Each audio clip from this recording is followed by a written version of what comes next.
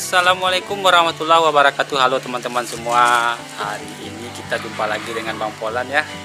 Tadi sudah makan siang. Hari sudah menunjukkan pukul sekitar jam 1. Saatnya kita menjemput rezeki, mencari rezeki ya. Apakah itu warga?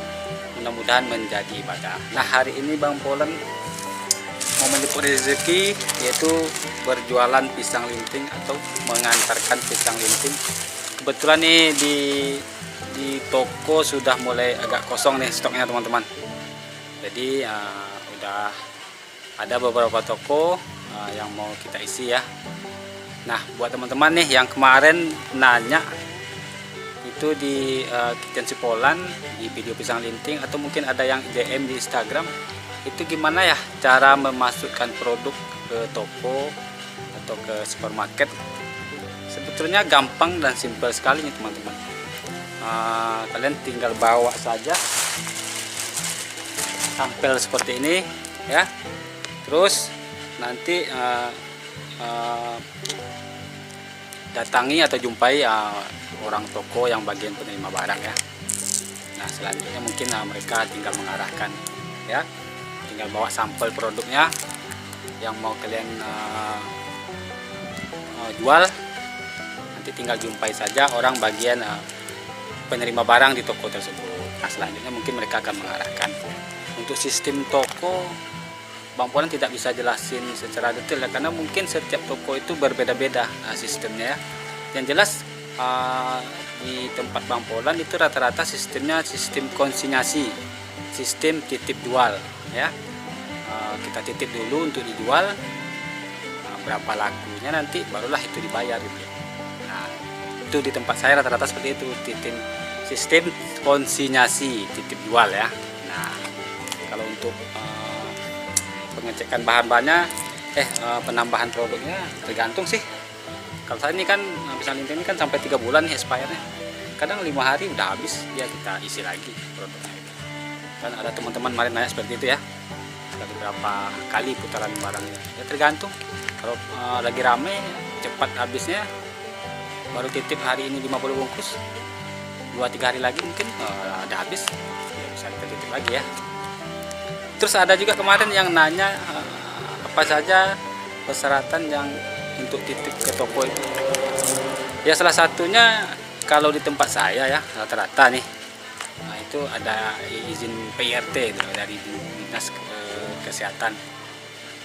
Nah, untuk cara mengurus izin PRT-nya, teman-teman tinggal datang saja ke dinas kesehatan di mana tempat teman-teman tinggal. Nah, untuk syarat dan detailnya teman-teman nanti bisa tanya di sana ya, apa saja yang diperlukan untuk membuat izin PRT. Yang pastinya produknya sudah ada dulu ya. Kalau nggak ada produknya, teman-teman datang tiba-tiba membuat izin ya, apa yang mau disuplai nanti ya sama orang dinas. Tapi untuk detailnya silakan teman-teman tanya ke dinas kesehatan atau dinkes setempat di mana teman-teman tempat teman-teman tinggal. Nah, seperti itu kira-kira ya.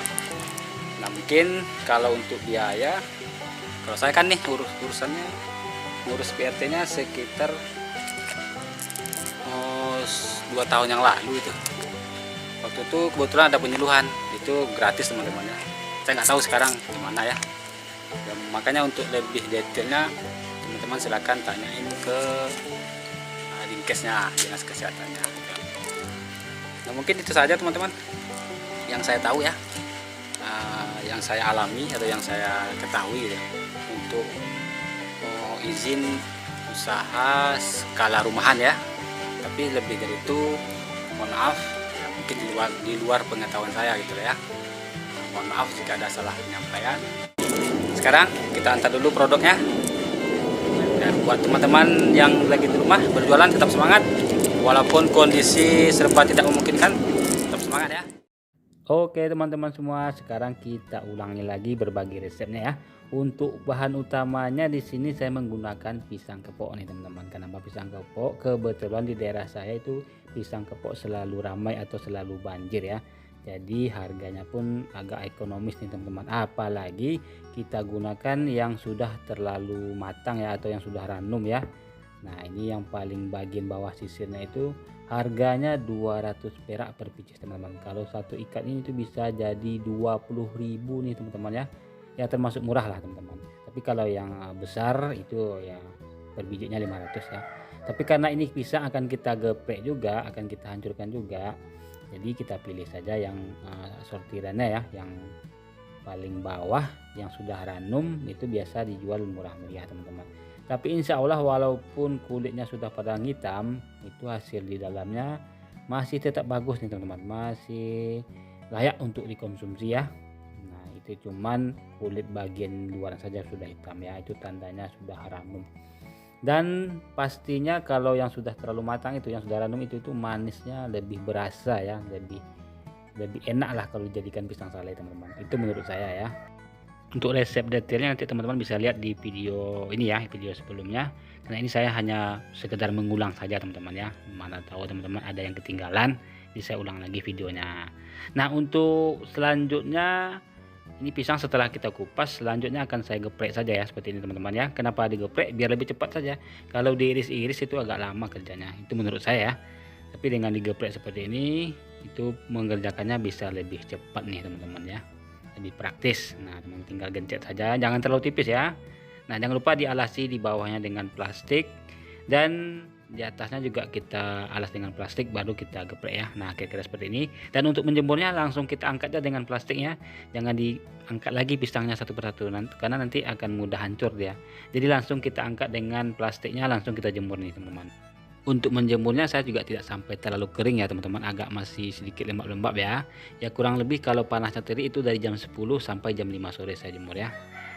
Itu kalau panasnya terik ya, panasnya bagus, cerah, itu bisa jam 10 sampai jam 5 udah kering. Tapi kalau panasnya kurang itu besoknya lagi saya sambung teman-teman. Ya tergantung situasi kondisi cuaca lah ya. Selain dijemur, untuk mengeringkan pisangnya juga bisa di oven ya teman-teman. Tapi menurut saya hasilnya jauh lebih bagus ketika dijemur daripada di oven ya. Atau mungkin karena saya baru sekali mencobanya ya, jadi kurang maksimal mungkin hasilnya ya. Tapi kalau teman-teman mau coba mengeringkan pisangnya dengan oven, silahkan dicoba ya. Siapa tahu teman-teman bisa hasilnya lebih bagus dikeringkan pisangnya menggunakan oven. Nah ini yang sudah kita jemur ya teman-teman, tidak terlalu kering, masih agak lembab-lembab sedikit ya. Dan ketika kita lepas itu tidak terlalu sulit ya, karena pisangnya sudah ranum kita geprek tadi ya. Tapi biasanya kalau pisang yang belum matang kita geprek itu hasilnya keras kalau dijemur teman-teman. Kalau pisang yang sudah terlalu matang itu setelah digeprek dijemur itu rasa manisnya itu keluar loh. Nah ini kalau pisangnya sudah terlalu matang itu melepas dari plastiknya pun juga tidak terlalu sulit. Selain pisang kempok, teman-teman juga bisa menggunakan pisang nangka ya, tapi saya lebih sering menggunakan pisang kempok karena memang harganya lebih ekonomis di daerah saya. Oke teman-teman, setelah dijemur, selanjutnya pisangnya sudah bisa kita gunting-gunting atau kita potong. Untuk ukuran besarnya kurang lebih sebesar jari tangan ya. Tapi kalau belum sempat mengguntingnya, setelah dijemur itu bisa dibiarkan saja dulu. Insya Allah bisa bertahan juga sekitar 2 minggu ya pisangnya yang setelah dijemur. Nah biar tidak mudah lengket satu sama lain, nah teman-teman bisa menaburkan sedikit bubuk coklat yang rasa plain ya. Nah sebelum kita gulung dengan kulit lumpia, kita bikin dulu perekatnya atau lemnya dari tepung tapioka ya teman-teman. Cukup 1 sendok makan saja kita larutkan tepung tapiokanya dengan air dingin dulu atau air biasa, kemudian barulah kita siram dengan air panas supaya lemnya tidak mudah bergelindir-gelindir. Selanjutnya kita siapkan kulit lumpia teman-teman. Satu pak ini kalau di tempat saya isinya 50 lembar nih. Kemudian kita potong menjadi 2 bagian saja ya. Lalu kita ambil 1 potong pisang yang sudah kita gunting tadi, yang sudah dilumuri atau dibalur dengan coklat ya. Nah kemudian kita lipat saja dengan kulit lumpianya atau kita linting atau kita gulung. Jangan lupa di pinggirnya kita kasih lem dari tepung tapioka ya, agar tidak mudah lepas ketika kita menggorengnya nanti ya. Oke sahabat di rumah, nah, ini sudah selesai kita linting. Kalau sahabat belum sempat menggorengnya bisa disimpan dulu di dalam wadah ya. Jangan lupa ditutup rapat agar tidak keras kulit lumpianya kena angin ya. Atau bisa disimpan dulu dalam kulkas selama 1 malam, besok bisa digoreng. Tapi alangkah lebih bagusnya jika langsung kita goreng ya. Oh iya, Bang Polan hampir lupa nih. Untuk hasil yang lebih bagus, yang lebih baik, gunakan kulit lumpia yang masih baru ya sahabat, agar hasilnya lebih cantik dan tidak terlalu keras. Nah, ini langsung saja kita goreng. Pastikan ketika teman-teman menggorengnya minyaknya sudah benar-benar panas ya, agar tidak meresap minyak terlalu banyak. Nah, ini kita goreng hingga matang, hingga warnanya berubah kuning kecoklatan. Sambil dibolak-balik agar matangnya bisa merata, dan pastikan panas minyaknya tetap stabil dengan cara setelan api kompornya dibikin sedang cenderung kekecilan. Nah, ini sahabat di rumah sudah matang, kita angkat saja ya, lalu kita tiriskan minyaknya. Dan buat sahabat di rumah yang sudah menonton video pisang linting Bang Polan yang sebelumnya dan sudah mencoba membuatnya, tapi setelah digoreng hasilnya lemau, kemungkinan ketika menggorengnya itu belum benar-benar matang ya, atau bisa jadi ketika menggorengnya minyaknya belum benar-benar panas. Oke sahabat di rumah, ini sudah selesai kita goreng ya. Setelah dingin kemudian Bang Polan menyimpannya di dalam wadah yang tertutup rapat.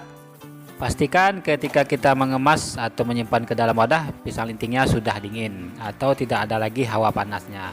Kemudian ini kita tutup rapat agar tidak masuk angin. Lalu wadahnya kita berdirikan atau kita tegakkan seperti ini agar sisa kandungan minyaknya bisa turun ke bawah. Nah, ini kita biarkan minimal 6 jam, bagusnya selama 1 malam. Nah, setelah kita diamkan kurang lebih selama 1 malam, keesokannya kita buat karamelnya ya. Untuk takarannya di sini saya menggunakan gula merah kurang lebih sekitar 600 gram. Kita larutkan dengan air setengah gelas, lalu tambahkan garam secukupnya ya. Nah, jangan lupa ditambahkan vanili bubuk kurang lebih sekitar 1/4 sendok makan. Lalu saya tambahkan 1 sendok makan coklat bubuk yang rasa plain ya teman-teman. Kemudian kita masak sampai mengental sambil diaduk-aduk ya. Jadi kalau ngaduk gulanya ini itu apa namanya itu agak sampai ngental gitu loh. Nah, ini kalau dia ngental itu tanda kandungan airnya sudah tidak ada gitu loh. Ini biasanya bagi teman-teman yang coba kok bisa lemau gitu loh setelah dikasih gula gitu loh. Ini biasanya apa kandungan airnya masih ada gitu loh. Jadi ketika disiramkan ke pisang lintingnya atau lumpianya, jadi dia mudah lemau gitu loh. Tapi kalau teman-teman masak atau menghancurkan gulanya sampai kandungan airnya sudah tidak ada nih, ini kan teksturnya sudah agak berat nih teman-teman. Nah, itu tanda kandungan airnya sudah tidak ada. Insya Allah tidak akan mudah lemau. Ya kalau dalam kemasan itu bisa bertahan 2-3 bulan gitu loh. Nah, setelah dimasak hingga kandungan airnya sudah tidak ada lagi, tekstur gulanya sudah agak mulai mengental, dalam kondisi hangat-hangat langsung saja kita tuangkan ke pisang lintingnya ya teman-teman. Jadi jangan ditunggu sampai karamelnya dingin ya. Kalau karamelnya dingin maka dia akan kembali mengeras atau membeku teman-teman. Nah, pisang lintingnya ini yang sudah kita diamkan kurang lebih selama 1 malam ya. Kenapa saya diamkan kurang lebih selama 1 malam setelah digoreng, supaya sisa kandungan minyak di lumpianya atau pisang lintingnya itu bisa turun ya teman-teman ya. Maklum lumpia kadang kalau kita goreng itu banyak mengandung minyak ya atau menyerap minyak. Jadi kalau kita biarkan kurang lebih selama 1 malam, minyaknya pada turun teman-teman. Tapi bisa juga setelah digoreng pisang linting atau lumpianya teman-teman bisa langsung kasih karamel. Tapi ketika didiamkan karamelnya sehingga mengeras, otomatis itu karamelnya ikut turun dengan minyak ya. Sulit dia untuk mengering karamelnya teman-teman. Jadi saya diamkan dulu selama 1 malam, setelah digoreng kemudian baru dikasih karamel.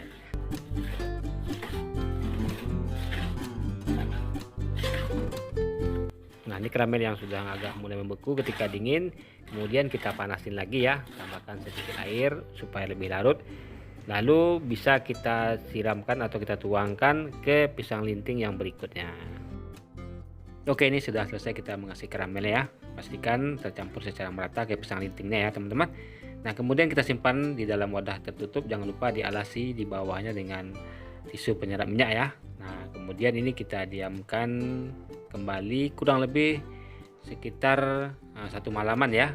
Nah ini supaya karamelnya itu kembali mengeras. Kalau karamelnya belum mengeras, masih basah, langsung kita kemas, itu malah nanti melebar ke plastik kemasannya ya. Dan akhirnya plastik kemasannya jadi jelek tampilannya, jadi buram teman-teman ya, kurang menarik lagi. Nah ini setelah kita diamkan kurang lebih selama 1 malam nih teman-teman, ini karamelnya sudah kembali mengering atau agak mengeras ya. Nah barulah kita kemas nih teman-teman. Untuk plastik kemasannya saya masih menggunakan yang ukuran 15x27 ya. Mereknya Pepe Bening ini teman-teman. Untuk berat isinya masih sama 125 gram, cuman harga jual saja yang sudah mulai berbeda nih teman-teman. Karena sekarang harga minyak sudah naik ya, gula pun juga sudah naik, lumpia pun juga naik teman-teman. Di harga jualnya di toko udah 14.500 nih per satu kemasan ini dengan berat 125 gram.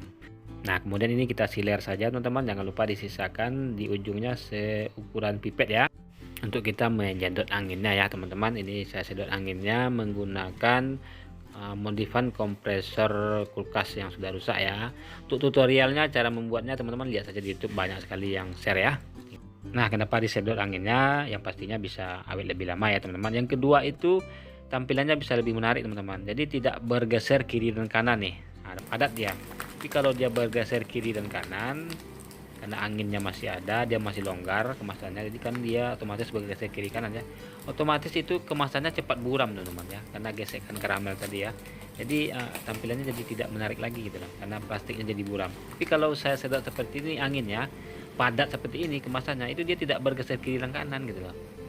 Jadi plastiknya tidak cepat buram teman-teman ya. Itu dari segi tampilannya ya. Karena kan kita pajang di toko teman-teman atau supermarket, kadang kan barang-barangnya dipindahkan, digeser-geser ya. Jadi kalau terlalu banyak gesekan otomatis cepat buram nanti plastiknya teman-teman. Tapi kalau teman-teman yang baru pemula ya jualannya online ya nggak apa-apa juga kalau nggak punya sedotannya ya, kalau belum disedot anginnya. Oke selanjutnya kita pasang labelnya biar jualan kita mudah dikenali oleh pembelinya ya teman-teman. Untuk bikinnya juga tidak terlalu mahal di tempat saya, ini satu lembarnya sekitar 7.000 nih teman-teman. Itu sudah langsung dipotong ya dengan menggunakan kertas yang biasa A3 nih teman-teman ya. Ini bukan sistem ditempel ya, ini langsung dikemas, dimasukkan di dalam kemasannya, kemudian kita silar kembali bagian atasnya. Berikut kita pasang label expirednya teman-teman ya, biar konsumen tahu kapan produk makanan ini expired. Nah, untuk pisang linting ini expirednya insya Allah bisa sampai 3 bulan nih teman-teman ya. Tapi alhamdulillah di toko belum sampai 1 bulan, kadang sudah habis teman-teman ya. Ya jarang sekali lah barang ini sampai 3 bulan lah teman-teman, pisang linting ini di toko. 1 bulan kadang udah kosong deh ya, udah kita isi lagi gitu. Nah karena sistemnya sistem gantung, nah ini kita lubangi bagian atasnya dengan pengelubang kertas itu ya teman-teman ya, atau penjepit kertas ini apa namanya, saya juga kurang tahu namanya. Penting untuk melubangi kertas nih teman-teman. Selain dijual dengan kemasan seperti ini, teman-teman juga bisa menjualnya dengan timbangan per setengah kilo, 1 kilo ya. Untuk harganya disesuaikan saja sesuai harga bahan-bahan di daerah teman-teman ya. Karena memang kadang tiap daerah itu harga lumpia beda-beda teman-teman. Kalau di tempat saya 10.000, waktu saya ke Cimahi saja Bandung itu harga lumpianya murah pula dari di tempat saya ya. Ya disesuaikan sajalah dengan harga modalnya, harga jualnya. Atau teman-teman jual dengan perbungkusan 1000-an juga bisa ya. Nah, isi kemas dengan plastik es mambo, kemudian diisi 2 keping saja ya, bisa dijual 1000 atau 1500 teman-teman. Oke teman-teman, ini kita sudah sampai di swalayannya. Sebelum kita masukkan, kita pasang dulu label harganya ya. Nah kebetulan label harganya dicetak di swalayannya langsung ya. Untuk harga jual terkini di swalayannya itu 14.500 ya teman-teman, karena memang bahan-bahan sudah pada naik nih teman-teman, jadi harga jualnya juga sudah naik ya. Ya kembali lagi teman-teman yang mau coba silahkan disesuaikan saja harga jualnya sesuai daya jual di daerahnya masing-masing, sesuai harga bahan-bahan di daerahnya masing-masing ya. Oke, sedikit sharing, semoga bermanfaat. Mohon maaf jika ada salah kata. Sampai jumpa di lain kesempatan. Wassalamualaikum warahmatullahi wabarakatuh.